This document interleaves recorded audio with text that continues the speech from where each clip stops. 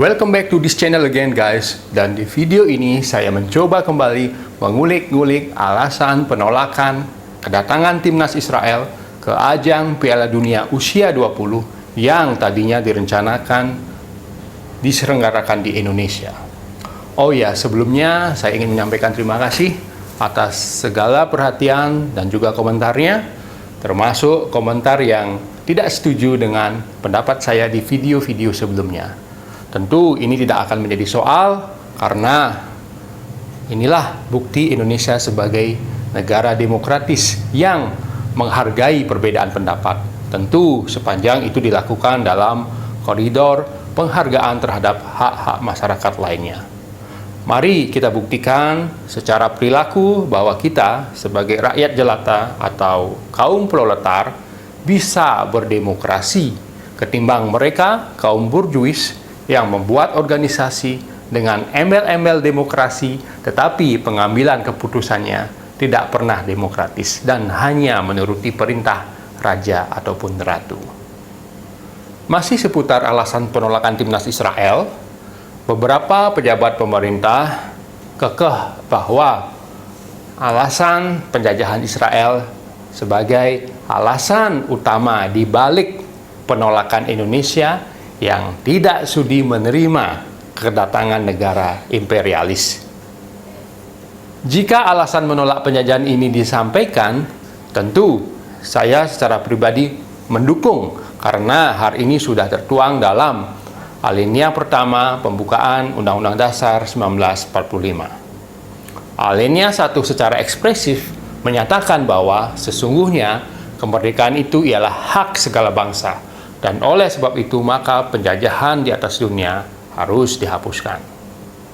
Pasal 2 ayat 4 Piagam PBB atau United Nations Charter menyebutkan dengan tegas bahwa all members shall refrain in their international relation from the threat or use of force against the territorial integrity or political independence of any state or any other manner inconsistent with the purposes of the United Nations. So, it is clear enough jika penjajahan adalah hal terlarang di muka bumi dan setiap negara merdeka dan berdaulat berhak melakukan tindakan sepihak atau unilateral act sebagai wujud penolakan terhadap tindakan negara yang menjajah kedaulatan negara lain. Nah, yang menjadi pertanyaan adalah apakah hanya Israel yang melakukan penjajahan wilayah di muka bumi ini?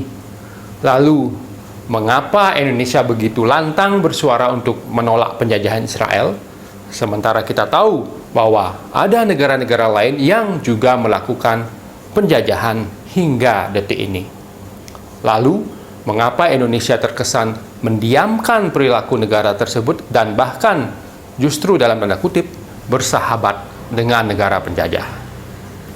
Negara pertama yang melakukan penjajahan adalah jelas Rusia. Kita tahu negara ini pada tanggal 24 Februari 2022 melancarkan invasi militer ke Ukraina, salah satu negara tetangganya di sebelah barat daya. Sebenarnya juga agresi militer ini sudah dilakukan sejak tahun 2014, di mana saat itu Rusia menyerbu dan menganeksasi Crimea dan separatis yang didukung oleh Rusia mengambil sebagian wilayah Donbas di Ukraina Tenggara. Namun apakah kemudian Indonesia melakukan tindakan sepihak atas penjajahan yang dilakukan Rusia? Apakah misalkan terjadi pemutusan hubungan dagang? Faktanya, nilai investasi Rusia di Indonesia tercatat menyentuh angka 30,6 juta dolar Amerika sepanjang tahun 2022 atau menduduki peringkat ke-30 dalam daftar realisasi berdasarkan negara.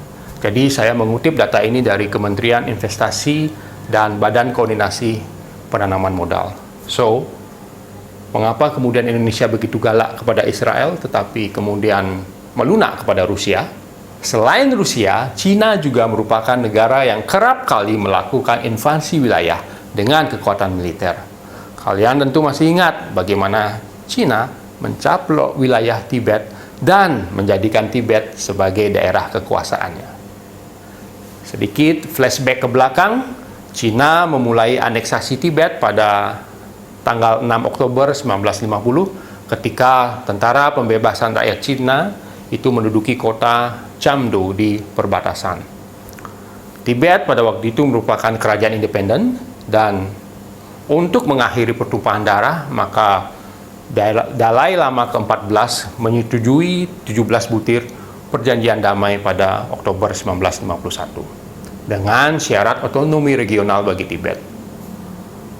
Itu dengan Tibet. Bagaimana konflik Cina dan Taiwan, di mana Cina selalu menganggap Taiwan adalah bagian dari wilayahnya. Tetapi apakah kemudian Indonesia bertindak keras terhadap Cina? Tentu jawabannya tidak. Bahkan Cina merupakan investor terbesar kedua di Indonesia pada tahun 2022. Satu peringkat di bawah Singapura.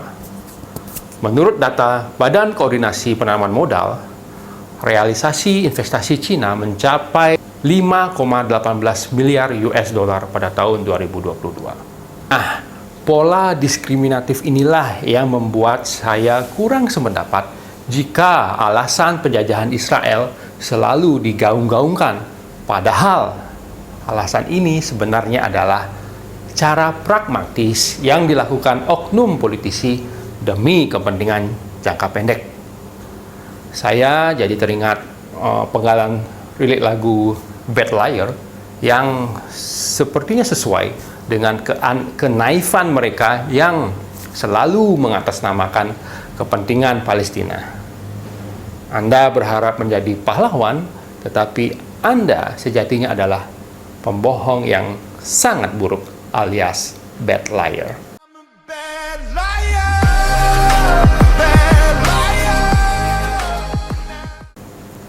Dan ternyata beberapa pihak kemudian mengangkat isu keamanan sebagai alasan penolakan timnas Israel. Nah, kalau alasan keamanan mungkin lebih masuk akal, tetapi ini kemudian menjadi bukti jika sebenarnya solidaritas kepada rakyat Palestina hanyalah lip service khas oknum politisi. Ini seperti seseorang yang ketahuan belangnya lalu mencari alasan baru sebagai dasar pembenar. So, mengutip lirik lagu yang sedang viral saat ini, jika mereka tagal haranan duit jabatan, rakyat pun punya hak untuk berpindah pilihan di tahun 2024. Begitulah kira-kira.